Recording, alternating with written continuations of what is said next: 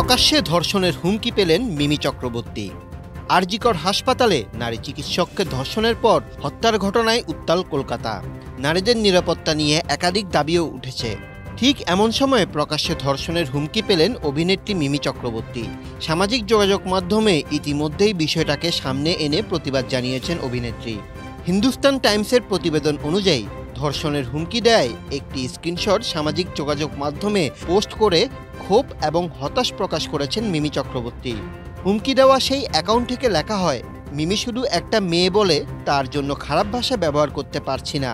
আজ যদি এই ঘটনা মিমির সঙ্গে ঘটতো তাহলে কি করতিস? মিমির পরিবারকেও 10 লাখ টাকা দিতিস নাকি? তাহলে মিমিকে আমার ঘরে পাঠিয়ে দিস, আমি দিয়ে দিব 10 লাখ টাকা ওর পরিবারকে। সেই পোস্ট শেয়ার করে মিমি লিখেছেন, আর আমরা একজন নারীর জন্যই ন্যায় বিচার চাইছি, তাই না? এরা অনেকের মধ্যে কিছু।